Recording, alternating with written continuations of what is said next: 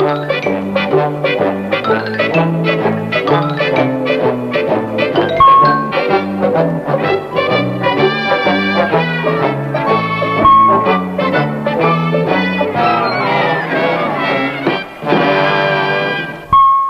Shaggy, are you and Scooby ready to learn about reporting? We need to start the story on the locker fire. We're ready, Velma. What do we do? Yeah, tell us. Well, let's explore news reporting first. You know, a lot of reporters think that the word news stands for the 4 points of the compass, north, east, west, and south. Actually, it comes from an old French word, nouvelle, meaning tidings, intelligence, or accounts. But modern news does come from all directions and from all kinds of people in all kinds of situations. And a reporter has to translate what's happening into a story, right? Yes, a news story is a factual report of what has occurred. It tells the reader what has happened in the shortest, clearest, most interesting, and accurate way possible. Wow, that sounds like a tough assignment, Velma. How does a reporter ever manage the whole thing? Let's go over to the school and I'll explain. Let's go. Okay, a reporter should investigate his story thoroughly. Is this the scene of the crime? If you mean, is this where the locker fires occurred, that's right. Okay. What now, Ace Reporter? Well, a good reporter gathers all the facts possible. How? By interviewing eyewitnesses, inspecting records, and getting statements from officials and persons first on the scene. It's also a good idea to explore clues based on tips. Well, what are we waiting for? I'm one step ahead of you. I've already talked to everyone that might shed some light on this case. What'd you find out, Velma? The fires all occurred at night. The watchman didn't see anything suspicious. The students who used the lockers don't know how it could have happened.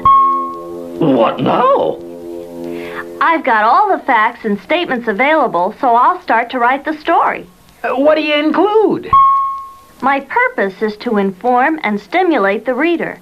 Accuracy is the most important quality. At the same time, I need to bring out the dramatic value of the story and spur reader interest. Boy, that sounds like a tough assignment. Where do you start? At the beginning. Scooby's right there.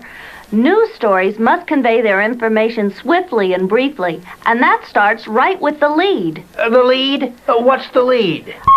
The lead is the important opening paragraph. It should grab the reader's interest. Sort of like putting the bait on the hook. Exactly.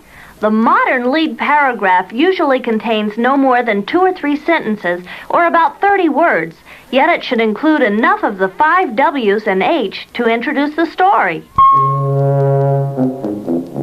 5 W's and H? Sounds like some kind of rock group. No, the 5 W's and H are the questions a reporter tries to answer. Who, where, what, when, why, and how. Any of these questions that are not answered in the lead should be included in the second paragraph. Oh, I see.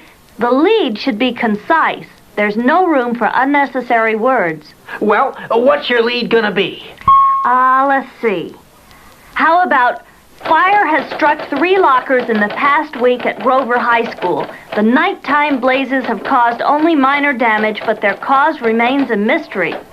And my second paragraph could be, the 3 lockers belong to juniors Jim Sanders, Bob Levitt, and Fred Jackson. 2 lockers are located in the South Corridor and the other locker in the East Wing. Vice Principal Michael Duncan says local police are looking into the incidents. Sounds great. That lead really grabs my interest. What comes next?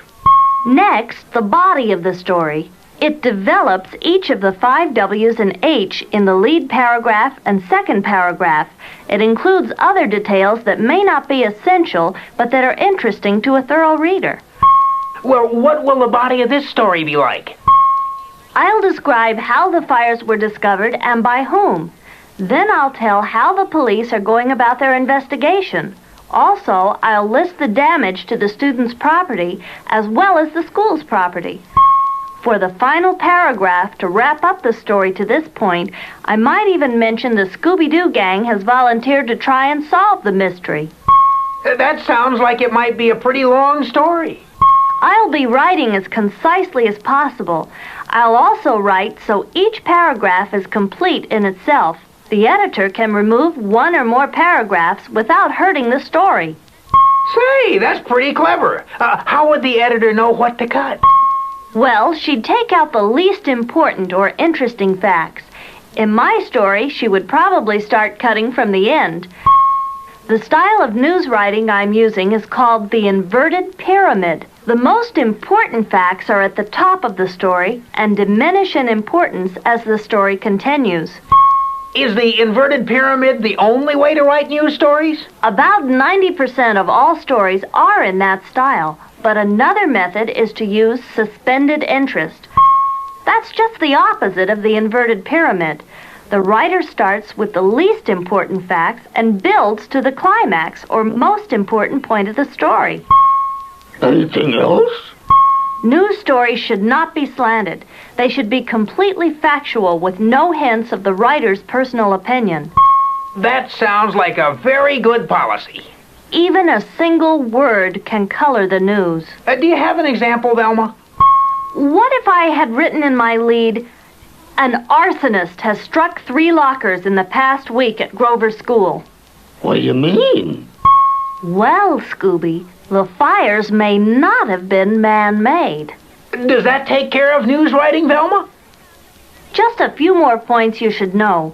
Whenever possible, cite authority, preferably in the lead or second paragraph, like Vice Principal Michael Duncan, rather than just Michael Duncan. The tone of the writing should fit the subject matter. If it's a serious situation, be serious. But if it's less serious, a lighter style might work better. Also, how much each story is developed will depend on the size of the paper and how much news it can handle. Oh boy, I can see that being a good news writer takes more than just being able to type, huh, Scoob? That's right. The best qualities are curiosity, attention to detail, accuracy, objectiveness, and an eye for dramatic value. Do you have to be an expert in grammar and stuff? It's important to know good grammar, but every newspaper should develop its own style sheet. That's a guideline of punctuation, capitalization, abbreviations, and other technical aspects of writing. Speaking of guidelines, have we wrapped up this story yet? There's still a lot to learn about journalism. We better keep our noses to the grindstone. There you go, talking about noses again, Velma. Oh, well, I guess you're right. We don't want to blow this story, do we? Oh, nose.